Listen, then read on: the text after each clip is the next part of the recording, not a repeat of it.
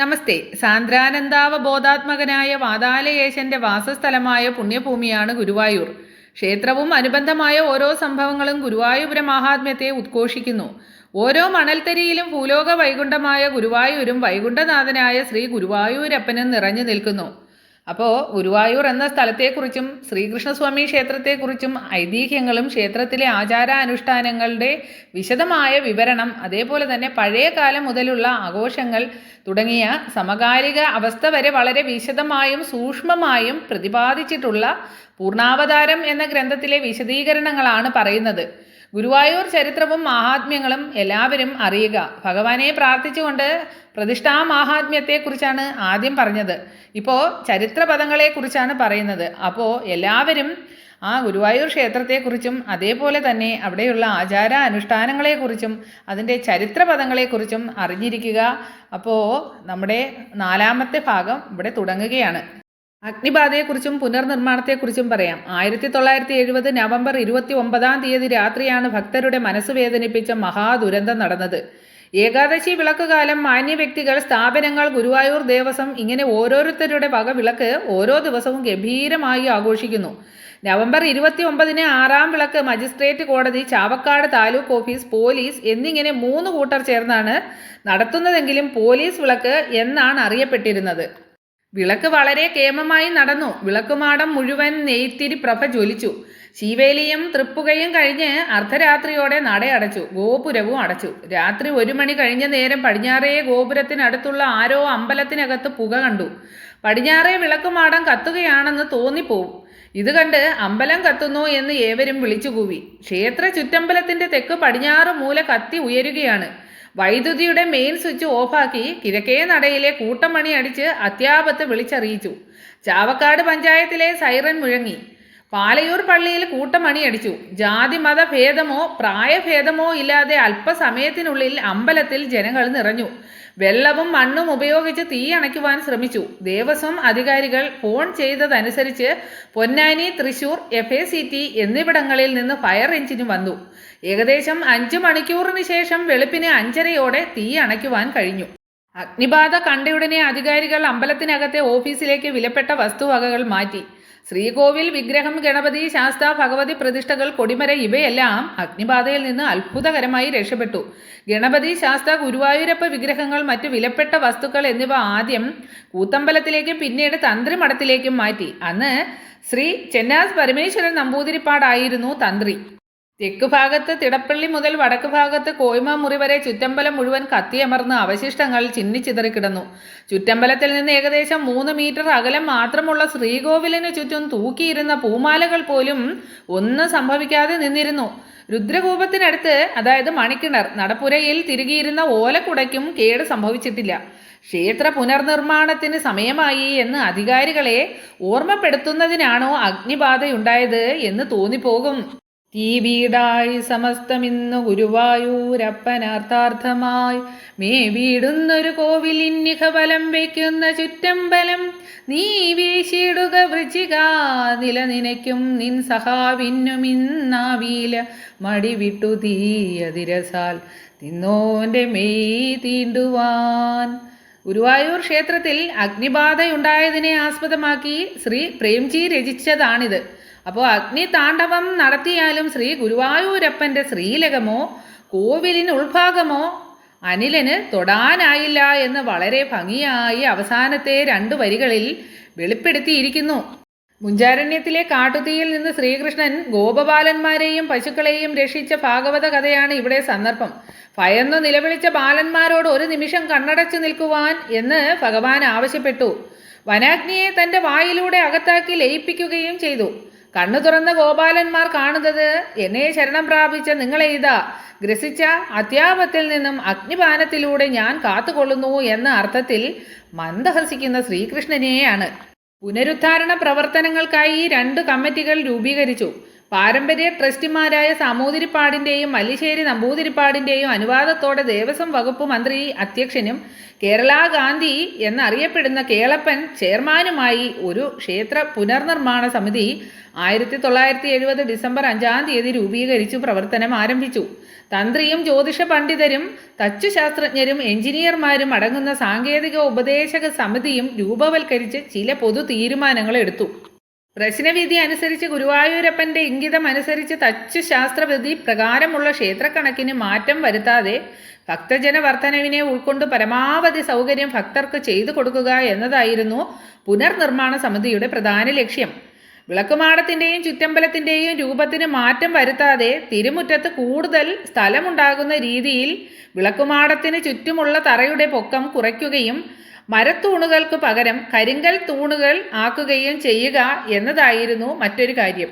പിന്നുള്ളത് വിളക്കുമാടത്തിന് കൽച്ചുമരാക്കുക എന്നത്, അതിനുശേഷം ഗണപതിയുടെ ശ്രീകോവിൽ പ്രദക്ഷിണ യോഗ്യമാക്കുക, ഗണപതി കോവിൽ കരിങ്കൽ പണിയുക, അഗ്നിബാധയിൽ നശിച്ച അനന്തശയന ചിത്രത്തിൻ്റെ അതേ സ്ഥാനത്ത് കരിങ്കല്ലിൽ തീർത്ത അനന്തശയനം സ്ഥാപിക്കുക, കിഴക്ക് വടക്ക് നടകൾ ശാസ്ത്രാനുസരണം പരമാവധി വിസ്തൃതമാക്കുക, മണ്ഡപത്തിന് തെക്ക് ഭാഗത്തുള്ള നിവേദ്യത്തറയുടെ വലിപ്പം കുറയ്ക്കുക, അകത്തെ തൂണുകൾ മരം കൊണ്ടുള്ളതിന് പകരം ശില്പവേലകളോടെ കരിങ്കല്ലിൽ നിർമ്മിക്കുവാൻ നിശ്ചയിച്ചു. ഈ തീരുമാനങ്ങളിൽ കിഴക്കും വടക്കുമുള്ള നടകൾ വീതി കൂട്ടുക എന്നതൊഴിച്ച് മറ്റെല്ലാം ഗുരുവായൂരപ്പന് ഹിതകരമാണെന്ന് പ്രശ്നവശാൽ കാണുകയും ചെയ്തു. ദേവഹിതം അറിയുന്നതിനായി കേരളത്തിലെ പ്രധാന ജ്യോതിഷ പണ്ഡിതന്മാരുടെ സംയുക്ത യോഗം കൂടിയാണ് തീരുമാനമുണ്ടാക്കിയത്. പുനർനിർമ്മാണ പ്രവർത്തനങ്ങളെക്കുറിച്ച് ആലോചിക്കുവാനായി ശ്രീ പുതുശ്ശേരി വിഷ്ണു നമ്പൂതിരിയുടെ നേതൃത്വത്തിൽ ഒരു ജ്യോത്സ്യ സദസ്സ് വിളിച്ചുകൂട്ടി. നടക്കൽ കവടി ഇങ്ങനെ വാരി വെച്ചപ്പോൾ കിട്ടിയത് അഷ്ടമത്തിൽ വ്യാഴമായിരുന്നു. ഇത്രയും മോശമായൊരു പ്രശ്നം. പക്ഷേ പ്രശ്നചിന്തയ്ക്ക് നൽകിയ ചോദ്യങ്ങളിൽ പല ഭാഗങ്ങളുണ്ടായിരുന്നു. അവയിൽ ഏതെങ്കിലും ഒന്നോ രണ്ടോ മാത്രമേ ഭഗവാന് അതൃപ്തികരമായി തോന്നിയിരിക്കുകയുള്ളൂ എന്ന് കരുതി ഓരോന്നായി ചിന്തിച്ചു. കിഴക്കും വടക്കും പ്രവേശന ദ്വാരങ്ങൾക്ക് വീതി കൂട്ടുന്ന ഭാഗം മാത്രമാണ് അപ്പോൾ തള്ളിക്കളഞ്ഞത്. അപ്പോഴാണ് കൂടുതൽ വാതിലുകൾ നിർമ്മിക്കുക എന്നല്ലാതെ വാതിലിന് വീതി കൂട്ടുന്നത് ഇതുവരെ ചിന്തിച്ചിട്ടേ ഇല്ലെന്ന് ജ്യോത്സ്യൻ ഓർത്തത്. അഷ്ടമത്തിൽ വ്യാഴം തടുത്തത് വെറുതെയല്ല. ഈ മാറ്റങ്ങളെ കണക്കിലെടുത്തുകൊണ്ട് ശ്രീ കണിപ്പയ്യൂർ ശങ്കരൻ നമ്പൂതിരിപ്പാട്, ശ്രീ ചെന്നാസ് പരമേശ്വരൻ നമ്പൂതിരിപ്പാട്, ശ്രീ തൃപ്പൂണിത്തറ ഈശ്വര വാര്യർ, ശ്രീ കെ മാധവൻ നായർ, ശ്രീ കെ രാജഗോപാലൻ തുടങ്ങിയ സാങ്കേതിക വിദഗ്ധർ എസ്റ്റിമേറ്റുകൾ തയ്യാറാക്കി. അഗ്നിബാധയ്ക്ക് ശേഷം അന്വേഷണത്തിനായി സർക്കാർ തമ്പി കമ്മീഷനെ നിയോഗിച്ചു. കമ്മീഷൻ റിപ്പോർട്ടിൻ്റെ അടിസ്ഥാനത്തിൽ സാമൂതിരിയുടെ ക്ഷേത്രഭരണം വേണ്ടത്ര ശ്രദ്ധ പതിപ്പിച്ചില്ല എന്ന് കണ്ടെത്തി. 1971 ഓർഡിനൻസിലൂടെ ക്ഷേത്രഭരണം ഒരു കമ്മിറ്റിയെ ഏൽപ്പിക്കുവാൻ തീരുമാനിച്ചു. 1971 മെയ് 1-ാം തീയതി കാലത്ത് 4:55 മകരം രാശിയിൽ കാഞ്ചിക്കാമ കോടി പീഠാധിപതി ശ്രീ ശങ്കരാചാര്യ ജയേന്ദ്ര സരസ്വതി സ്വാമികൾ പുനർനിർമ്മാണത്തിൻ്റെ ശിലാസ്ഥാപന കർമ്മം നിർവഹിച്ചു.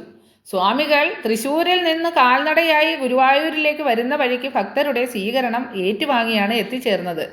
ക്ഷേത്രം വടക്കേ നടയുടെ പടിഞ്ഞാറ് ഭാഗത്തെ വിളക്കുമാടത്തറയിൽ സുമാർ 2 കോൽ പടിഞ്ഞാറ് ഭാഗത്തായി ചെറിയ ഒരു ശിലയിൽ നവദ്വാരങ്ങൾ ഉണ്ടാക്കി അവയിൽ നവരത്നങ്ങൾ നിറച്ച് സ്വർണ്ണത്തകിട് കൊണ്ട് മൂടിയാണ് പുനർനിർമ്മാണ ശിലാസ്ഥാപനം നടത്തിയത്. 1971 ജൂലൈ 2-ാം തീയതി കൽപ്പണി ആരംഭിച്ചു. വിളക്കുമാടത്തിന് പിന്നിൽ തെക്കും പടിഞ്ഞാറും വടക്കുമുള്ള ചുമരുകൾ മനോഹരമായി മിനുക്കി പോളിഷ് ചെയ്ത് കല്ലുകൊണ്ട് പണി തീർത്തു. ക്ഷേത്ര നിർമ്മാണ ശാസ്ത്രം അനുസരിച്ചാണ് പണി നടത്തിയത്. പുരാണ കഥാ സന്ദർഭങ്ങളെ ഉൾക്കൊള്ളിച്ച് ശില്പവേലകളോടെയുള്ള 58 തൂണുകളാണ്. ശ്രീകോവിലിന് പടിഞ്ഞാറ് ഒറ്റക്കല്ലിൽ നിർമ്മിച്ച അനന്തശയനം കിഴക്കോട്ട് അഭിമുഖമായും പണിതു. തെക്കേ വാതിൽ മാടത്തിൻ്റെ കിഴക്കേ അറ്റത്ത് തൂണു ചാരിയിരുന്ന് മേൽപ്പത്തൂർ ധ്യാനനിരതനായിരിക്കുന്നതും നാരായണീയ രചന നടത്തിയതുമായ ആ ഭാഗം അതേ മാതൃകയിൽ ഇരുഭാഗത്തും 2 തൂണുകൾ വീതം നിർമ്മിച്ചു. 2 വാതിൽ മാടങ്ങളിലുമായി 10 വട്ടത്തൂണുകളാണ്. വിളക്കുമാടം 11 വരെയാണ്. ശാസ്ത്രമനുസരിച്ച് ആകൃതിയും വലിപ്പവുമുള്ള 7000 വിളക്കുകളുണ്ട്.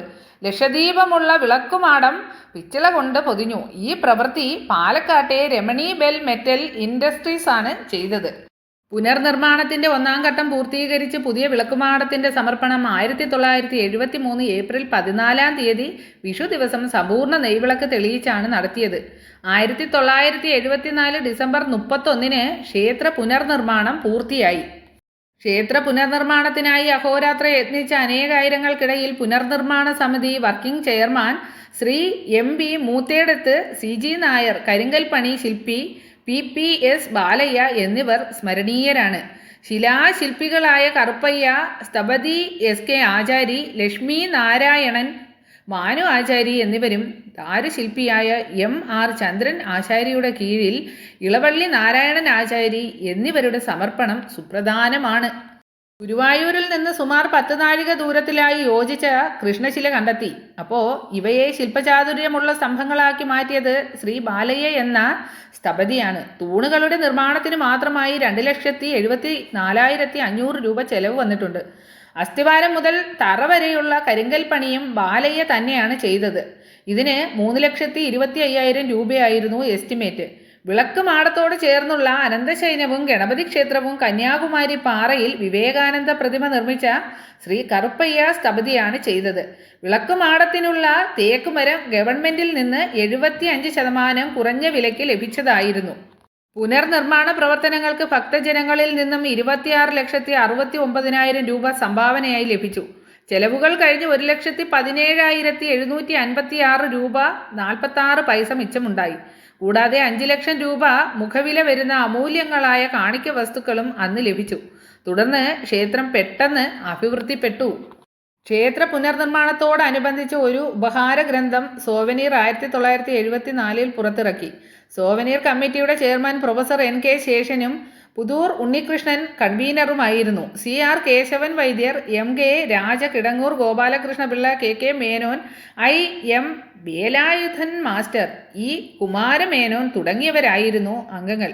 PC കുട്ടിക്കൃഷ്ണൻ അതായത് ഉറുബ് ആയിരുന്നു ഉപഹാര ഗ്രന്ഥത്തിൻ്റെ ചീഫ് എഡിറ്റർ. MB ദേവൻ സോവനീറിൻ്റെ ആർട്ട് എഡിറ്ററും ശ്രീ MK ശ്രീനിവാസൻ ആർട്ട് അസിസ്റ്റന്റുമായിരുന്നു. 1997 മുതൽ ഗുരുവായൂർ ദേവസ്വം അഡ്മിനിസ്ട്രേറ്ററുടെ ഓഫീസ് ക്ഷേത്രം തെക്കേ നടയിലുള്ള ശ്രീപത്മം കെട്ടിടത്തിലാണ്. മുൻകാലങ്ങളിൽ 72 ഇല്ലക്കാർക്കുള്ള യോഗം അഥവാ മേലേടം എന്ന സ്ഥാനം ഇന്നില്ല. മല്ലിശ്ശേരി കുടുംബം ഒഴികെ മറ്റെല്ലാ കുടുംബവും നിലവിൽ ഇല്ലാതായി. 1971 കേരള സർക്കാർ ഗുരുവായൂർ ദേവസ്വം ആക്ട് നടപ്പിലാക്കി. ഇതുപ്രകാരം ട്രസ്റ്റിമാർ ഭരണം നടത്തുന്ന രീതിയിൽ മാറ്റം വരുത്തി സംസ്ഥാന മന്ത്രിസഭയിലെ ഹിന്ദു മന്ത്രിമാർ നിർദ്ദേശിക്കുന്ന ഭരണസമിതിയെ നിയോഗിച്ചു. സർക്കാർ നിയമിക്കുന്ന അഡ്മിനിസ്ട്രേറ്ററാണ് ദൈനംദിന ഭരണകാര്യങ്ങൾ നടത്തിവരുന്നത്. ഭരണസമിതിയിൽ സ്ഥിരാംഗങ്ങളായി സാമൂതിരി രാജാവും മല്ലിശ്ശേരി നമ്പൂതിരിപ്പാടും ക്ഷേത്രം തന്ത്രിയും ഉൾപ്പെടുന്നു. 1971 ദേവസ്വം ആക്ടിൽ ഹൈക്കോടതി നിർദ്ദേശാനുസരണം ഭേദഗതി വരുത്തി 1978 ഗുരുവായൂർ ദേവസ്വം ആക്ട് നടപ്പിലാക്കി. ഈ ആക്ട് പ്രകാരം ഭരണസമിതി അംഗങ്ങളുടെ എണ്ണം 9 ആക്കി വർദ്ധിപ്പിച്ചു. സാമൂതിരി രാജാവും മല്ലിശ്ശേരി നമ്പൂതിരിപ്പാട് തന്ത്രി എന്നിവർക്ക് പുറമെ ഗുരുവായൂർ ദേവസ്വം ജീവനക്കാരിൽ നിന്ന് ഒരു പ്രതിനിധിയും പട്ടികജാതി വിഭാഗത്തിൻ്റെ ഒരു പ്രതിനിധി എന്നിവരുൾപ്പെടെ 6 അംഗങ്ങളെ കൂടി ചേർത്ത് വിപുലമാക്കി. സർക്കാരിൽ നിന്ന് ഹിന്ദു മന്ത്രിമാർ നിർദ്ദേശിക്കുന്ന സ്ഥിരാംഗങ്ങളല്ലാതെ 6 പേരിൽ നിന്ന് ഒരാളെ ഭരണസമിതി ചെയർമാനായി തിരഞ്ഞെടുക്കുന്നു. സർക്കാർ നൽകുന്ന പാനലിൽ നിന്ന് യോഗ്യനായ ഒരാളെ അഡ്മിനിസ്ട്രേറ്റർ നിയമനത്തിനായി ഭരണസമിതി സർക്കാരിലേക്ക് നിർദ്ദേശിച്ചയക്കുന്നു. അപ്പോൾ ഡെപ്യൂട്ടി കളക്ടറുടെ പദവിയിൽ കുറയാത്ത യോഗ്യതയുള്ള ഉദ്യോഗസ്ഥനെയാണ് നിർദ്ദേശിക്കുന്നത്. അഡ്മിനിസ്ട്രേറ്റർ ഭരണസമിതിയുടെ സെക്രട്ടറിയും ചീഫ് എക്സിക്യൂട്ടീവുമായി പ്രവർത്തിക്കുന്നു. ഗുരുവായൂർ ദേവസ്വം ഭരണസമിതിയിൽ നിക്ഷിപ്തമായ ദേവസ്വത്തിൻ്റെ നടത്തിപ്പും നിയന്ത്രണവും സർക്കാർ നിയമിച്ച അഡ്മിനിസ്ട്രേറ്റർ മുഖേന നടത്തിക്കുന്ന രീതിയിലാണ് ഗുരുവായൂർ ദേവസ്വം ആക്ട് രൂപപ്പെടുത്തിയിരിക്കുന്നത്. ഭരണസമിതി ഉൾക്കൊള്ളുന്നത് സാമൂതിരി രാജാവും മല്ലിശ്ശേരി തറവാട്ടിലെ കാരണവരും ക്ഷേത്രകാര്യങ്ങൾ തീരുമാനിക്കുന്ന തന്ത്രിയും ഗുരുവായൂർ ദേവസ്വം ജീവനക്കാരുടെ പ്രതിനിധിയായി നിർദ്ദേശിക്കപ്പെടുന്ന അംഗം ഉൾപ്പെടെ മന്ത്രിസഭയിലെ ഹിന്ദു മന്ത്രിമാരാൽ നിർദ്ദേശിക്കപ്പെടുന്ന ഹിന്ദുക്കളായ 6 പ്രതിനിധികൾ എന്നിങ്ങനെയാണ്. ഇവരെല്ലാം ക്ഷേത്ര നന്മയ്ക്കായി പ്രവർത്തിക്കുവാൻ തയ്യാറുള്ള വിശ്വാസികളായവരെന്ന് ഉറപ്പുവരുത്തിയാണ് ഭരണസമിതി അംഗങ്ങളായി നിയമിക്കപ്പെടുന്നത്. ഒരു അംഗത്തെ അയോഗ്യനാക്കുന്നതിന് താഴെ പറയുന്ന കാര്യങ്ങൾ ബാധകമാണ്. ക്ഷേത്രകാര്യങ്ങളിൽ അവിശ്വാസമോ തൊട്ടുകൂടായ്മയിൽ വിശ്വസിക്കുകയോ ചെയ്യുന്ന അംഗത്തെ അയോഗ്യനാക്കുന്നതാണ്. അതുപോലെ സർക്കാർ ജോലിയിലോ ദേവസ്വത്തിലോ ജീവനക്കാരനാവരുത്. 30 വയസ്സിന് താഴെ പ്രായമാവരുത്. ഭരണസമിതിയുടെ ആദ്യ യോഗത്തിൽ അംഗങ്ങൾ സംയുക്തമായി ഒരാളെ ചെയർമാനായി തിരഞ്ഞെടുക്കുന്നു. ഭരണസമിതി അംഗങ്ങൾ സർക്കാർ നിയോഗിക്കുന്ന ദേവസ്വം കമ്മീഷണറുടെ മുന്നിൽ സത്യപ്രതിജ്ഞ നടത്തിക്കഴിഞ്ഞ് വേണം ചുമതല ഏറ്റെടുക്കുന്നത്. ഈ സത്യപ്രതിജ്ഞാ വാചകം ഇതാണ്: ഞാൻ ഹിന്ദുമതം പ്രചരിപ്പിക്കുന്നതിനും ക്ഷേത്രാരാധന പ്രോത്സാഹിപ്പിക്കുന്നതിനും തൊട്ടുകൂടായ്മ തുടങ്ങിയ അനാചാരങ്ങളിൽ വിശ്വസിക്കുന്നില്ലെന്നും സമിതിയുടെ ചുമതലകൾ പരമാവധി ഉൾക്കൊണ്ട് നിർവഹിക്കുന്നത് എൻ്റെ കടമയാണ് എന്നും ഞാൻ ദൈവനാമത്താൽ സത്യപ്രതിജ്ഞ ചെയ്യുന്നു. ഗുരുവായൂർ ദേവസ്വം ആക്ടിൽ പറയുന്ന വ്യവസ്ഥകൾക്കനുസരിച്ചായിരിക്കണം ഭരണസമിതിയുടെ പ്രവർത്തനം. ക്ഷേത്രാചാരങ്ങൾക്കും അനുഷ്ഠാനങ്ങൾക്കും അനുസൃതമായി ഉത്സവങ്ങളും ചടങ്ങുകളും ശരിയായി നടത്തിക്കുന്നതിനും ക്ഷേത്രത്തിനും കീഴേടം ക്ഷേത്രങ്ങൾക്കും നിശ്ചയിക്കപ്പെട്ടിരിക്കുന്ന ദിത്തം അനുസരിച്ച് ക്ഷേത്ര ചെലവുകൾ, കണക്കുകൾ എന്നിവ 1951 Madras Hindu charitable endowment act അനുസരിച്ച് നടപ്പിലാക്കുമെന്നും ഉറപ്പുവരുത്തുന്നു. ഭക്തജനങ്ങൾക്ക് വേണ്ടുന്ന രീതിയിൽ സൗകര്യപ്രദമായ ആരാധനാ സ്വാതന്ത്ര്യം നൽകുന്നുവെന്ന് ഉറപ്പുവരുത്തുക. ക്ഷേത്ര സ്വത്തുകൾ പണ്ട് വിലപിടിപ്പുള്ളതും അമൂല്യങ്ങളുമായ രത്നങ്ങൾ, സ്വർണ്ണാഭരണങ്ങൾ ഇവയുടെ എല്ലാം സൂക്ഷിപ്പും പരിപാലനവും ഉറപ്പുവരുത്തുക. ക്ഷേത്രത്തിനും അനുബന്ധ കീഴേടം ക്ഷേത്രങ്ങൾക്കും ശുദ്ധവും വൃത്തിയുമുള്ള വഴിപാട് വസ്തുക്കൾ ഇങ്ങനെ ലഭിക്കുന്നുവെന്ന് ഉറപ്പുവരുത്തണം. അതുപോലെ ക്ഷേത്ര ഫണ്ട്, എൻഡോമെന്റ് തുകകൾ എന്നിവ സമർപ്പിച്ച ഭക്തരുടെ നിർദ്ദേശപ്രകാരം തൃപ്തികരമായി വിനിയോഗിക്കുന്നുവെന്ന് ഉറപ്പുവരുത്തുക. ദേവസ്വം നിയമിച്ച ജീവനക്കാർക്കും ഉദ്യോഗസ്ഥർക്കും അനുയോജ്യമായ പ്രതിഫലം അഥവാ ശമ്പളം നൽകുന്നുവെന്ന് ഉറപ്പുവരുത്തുക. ഗുരുവായൂർ ദേവസ്വം ക്ഷേത്രം ഭക്തജനങ്ങൾ ഇവർക്കായി അനുയോജ്യമായ സൗകര്യങ്ങൾ പരമാവധി കാര്യക്ഷമതയോടെ നിർവഹിക്കുക. ഇതെല്ലാം അവിടുത്തെ ഭരണസമിതിയുടെ ചുമതലകളാണ്. ഇനി പണമടയ്ക്കാവുന്ന രീതി എങ്ങനെയാണെന്ന് വെച്ചാൽ ഗുരുവായൂർ ദേവസ്വം ക്യാഷ് കൗണ്ടറിലൂടെയോ അഡ്മിനിസ്ട്രേറ്റർ ഗുരുവായൂർ ദേവസ്വം ഗുരുവായൂർ എന്ന വിലാസത്തിലോ ആണ്. ഡിമാൻഡ് ഡ്രാഫ്റ്റായോ ക്യാഷ് ചെക്കായോ IPO ആയോ ക്യാഷ് ട്രാൻസ്ഫറായോ പണം അയക്കാവുന്നതാണ്. ഗുരുവായൂർ ദേവസ്വം ഭരണനിർവഹണ സമിതിയുടെ കാലാവധി 2 വർഷമാണ്. ഭരണത്തലവനായി വർത്തിക്കുന്നത് ഭരണസമിതിയുടെ കാര്യദർശി അഥവാ സെക്രട്ടറി കൂടിയായ അഡ്മിനിസ്ട്രേറ്റർ ആണ്. ദേവസ്വം ഭരണസമിതി, അഡ്മിനിസ്ട്രേറ്റർ എന്നിവർ ഗവൺമെൻറ്റിൻ്റെ സെക്രട്ടറി സ്ഥാനത്തുള്ള ദേവസ്വം കമ്മീഷണറോട് ചുമതലപ്പെട്ടിരിക്കുന്നു. ഭരണസമിതി തീരുമാനങ്ങൾ കമ്മീഷണറുടെ അനുമതിക്ക് വിധേയമായി നടപ്പിൽ വരുത്തുന്നത് അഡ്മിനിസ്ട്രേറ്റർ ആണ്. ഗുരുവായൂർ ദേവസ്വം അഡ്മിനിസ്ട്രേറ്ററുടെ കീഴിൽ ഭരണനിർവഹണത്തിനുള്ള ഉദ്യോഗസ്ഥൻ വിവിധ തലങ്ങളിലുണ്ട്. കേന്ദ്ര ഗവൺമെൻറ് ജീവനക്കാരനായ ആഡിറ്റ്, ഫിനാൻസ് എന്നിവ കൈകാര്യം ചെയ്യുന്ന chief finance and accountant officer deputation വ്യവസ്ഥയിൽ ജോലി ചെയ്യുന്നു. കൂടാതെ ആഡിറ്റ് സംബന്ധമായ ദേവസ്വത്തിനുള്ളിലെ കാര്യനിർവഹണത്തിന് അസിസ്റ്റന്റ് ഓഡിറ്റ് ഓഫീസർമാരുടെ സേവനവും ഡെപ്യൂട്ടേഷൻ വ്യവസ്ഥയിൽ ഉണ്ട്. ഭരണപരമായ സൗകര്യത്തിന് അഡ്മിനിസ്ട്രേറ്റർക്ക് കീഴിൽ ഡെപ്യൂട്ടി അഡ്മിനിസ്ട്രേറ്റർമാരായി 5 പേരെ നിയമിച്ചിട്ടുണ്ട്. ഇത് ക്ലർക്ക്, മാനേജർ ഇവരിലൂടെയുള്ള പ്രമോഷൻ തസ്തികയാണ്. കൂടാതെ വിവിധ വിഭാഗങ്ങൾക്ക് 3 മാനേജർമാരുണ്ട്. ഇവർക്ക് കീഴിൽ ദേവസ്വം ഓഫീസ്, അനുബന്ധ സ്ഥാപനങ്ങൾ, കീഴേടം ക്ഷേത്രങ്ങൾ ഇവയെല്ലാം അസിസ്റ്റന്റ് മാനേജർ, ക്ലർക്കുമാർ എന്നിവരും സേവനം നടത്തിവരുന്നു. ഗുരുവായൂർ ദേവസ്വം ഓഫീസിനോട് ചേർന്ന് പ്രസിദ്ധീകരണ വിഭാഗം, ഹെൽത്ത് വിഭാഗം, മരാമത്ത്, സിവിൽ, ഇലക്ട്രിക്കൽ എന്നീ മേഖലകളും ദേവസ്വം മെഡിക്കൽ സെൻറ്റർ, ആയുർവേദ ആശുപത്രി എന്നിവയും ശ്രീവത്സം, പാഞ്ചജന്യം, കൗസ്തുഭം തുടങ്ങി ഗസ്റ്റ് ഹൗസുകളും പ്രവർത്തിച്ചു വരുന്നു. കൂടാതെ കൃഷ്ണനാട്ടം, കളരിയും മറ്റ് ആശാൻ കലാനിലയം സൂപ്രണ്ട് ഇവരുടെ കീഴിലും വാദ്യവിദ്യാലയം, മതഗ്രന്ഥശാല എന്നിവയും ചുമർ ചിത്രാ പഠന കേന്ദ്രവും പ്രിൻസിപ്പാൾ, ലൈബ്രറിയൻ എന്നിവരുടെ മേൽനോട്ടത്തിലും പ്രവർത്തിക്കുന്നു. പുന്നത്തൂർ കോട്ടയിലെ ആനത്തറവാട് deputy administrator, assistant manager, clerk, പാപ്പാന്മാർ, മറ്റ് ജീവനക്കാർ എന്നിവരാൽ സംരക്ഷിക്കപ്പെടുന്നു. കൂടാതെ വേങ്ങാട്, കാവീട് ഗോകുലങ്ങളും ഇവരുടെ സംരക്ഷണയിലാണ്. ഗുരുവായൂർ ക്ഷേത്രത്തിൽ വളരെയേറെ സേവനം ഹെൽത്ത് വിഭാഗത്തിൽ നിന്ന് ശുചീകരണ പ്രവൃത്തികളിൽ ഏർപ്പെടുന്ന ജീവനക്കാരിലൂടെ ലഭിക്കുന്നു. ഇതിൻ്റെ മേൽനോട്ടം health supervisor, junior health inspector എന്നിവർ നടത്തുന്നു. കൂടാതെ ദേവസ്വത്തിൻ്റെ കീഴിൽ പ്രവർത്തിക്കുന്ന സ്കൂള്, കോളേജ് എന്നിവയുടെ പ്രവർത്തനം അതാത് പ്രിൻസിപ്പാൾമാർ, അതേപോലെ അധ്യാപകർ, അധ്യാപകേതരർ എന്നിവർ നിർവഹിക്കുന്നു. എന്നാൽ ഭരണപരമായ കാര്യങ്ങൾ മാനേജർ എന്ന നിലയിൽ അഡ്മിനിസ്ട്രേറ്റർ നിർവഹിക്കുന്നു. പാരമ്പര്യ ക്രമങ്ങളും ആധുനിക ഭരണനിർവഹണ രീതികളും സമന്വയിപ്പിച്ചുകൊണ്ടുള്ള ഗുരുവായൂർ ദേവസ്വം ഭരണം ഏറെ സങ്കീർണതകൾ ഉള്ളതാണ്. കേരളത്തിലെ നിലവിലുള്ള എല്ലാ ദേവസ്വം ബോർഡുകൾക്കും ബാധകമായ കേരള ദേവസ്വം റിക്രൂട്ട്മെൻറ്റ് ബോർഡ് അതായത് KDRB ആക്ട് 2015 രൂപീകരിച്ചു. 2021 ഭേദഗതികൾ വരുത്തിയിട്ടുണ്ട്. ഈ ബോർഡിൻ്റെ ആസ്ഥാനം തിരുവനന്തപുരമാണ്. ഇവർക്ക് സ്വയം ഭരണാവകാശമുണ്ട്. ദേവസ്വത്തിൻ്റെ എല്ലാ സ്ഥാപനങ്ങളിലേക്കും നിയമനം നടത്തുവാൻ ഈ സമിതിയെ അധികാരപ്പെടുത്തിയിരിക്കുന്നു. പരമ്പരാഗത അവകാശികൾക്കും എയ്ഡഡ് വിദ്യാഭ്യാസ സ്ഥാപനങ്ങൾ എന്നിവയൊഴികെ മറ്റെല്ലാ നിയമനങ്ങളും ഈ ബോർഡിന് തീരുമാനിക്കാം. അപ്പോൾ 6 അംഗങ്ങളുള്ള ഈ ബോർഡിൽ ചെയർപേഴ്സണെ കൂടാതെ ഒരു വനിതാ അംഗവും ഒരു പട്ടികജാതി പട്ടിക വിഭാഗത്തിലെ അംഗവും ഉണ്ടായിരിക്കണം. ചെയർപേഴ്സൺ ഗവൺമെൻറ് സെക്രട്ടറിയോ തത്തുല്യമായ പദവിയിലോ ഉണ്ടായിരുന്ന ആളായിരിക്കണം. അഡീഷണൽ ഗവൺമെൻറ് സെക്രട്ടറി ആയിരിക്കും ചീഫ് എക്സിക്യൂട്ടീവ് ഓഫീസർ. ബോർഡിലെ അംഗങ്ങൾ ഹിന്ദു ആയിരിക്കണം. ഹിന്ദുമത വിശ്വാസിയും ദൈവത്തിലും ക്ഷേത്രാചാരങ്ങളിലും വിശ്വസിക്കുന്നയാളുമാകണം. ബോർഡിൻ്റെ നിയമന കാലാവധി 5 വർഷവും 65 വയസ്സ് പൂർത്തീകരിക്കുന്നതുവരെ മാത്രവുമാണ്. നിലവിൽ ഗുരുവായൂർ ദേവസ്വത്തിലും ഇത്തരം നിയമനങ്ങൾ കേരള ദേവസ്വം റിക്രൂട്ട്മെൻറ്റ് ബോർഡാണ് നിർവഹിക്കുന്നത്. അപ്പോൾ ഗുരുവായൂരിലെ ചരിത്രപദങ്ങളെക്കുറിച്ചാണ് ഈ വീഡിയോയിൽ പറഞ്ഞത്. ഇതിവിടെ പൂർണ്ണമാകുന്നു. അപ്പോൾ അറിയാത്തവർക്ക് അറിഞ്ഞിരിക്കട്ടെ എന്ന് വിചാരിച്ചാണ് പറഞ്ഞത്. ഒരറിവും ചെറുതല്ല. അപ്പോൾ അടുത്തതായിട്ട് പറയുന്നത് വാഗചാർത്തും നവകാഭിഷേകവുമാണ്. അപ്പോൾ എല്ലാവരും കേൾക്കുക. അതേപോലെ എല്ലാവരെയും ഭഗവാൻ അനുഗ്രഹിക്കട്ടെ എന്ന് പ്രാർത്ഥിക്കുന്നു. ഹരേ കൃഷ്ണ.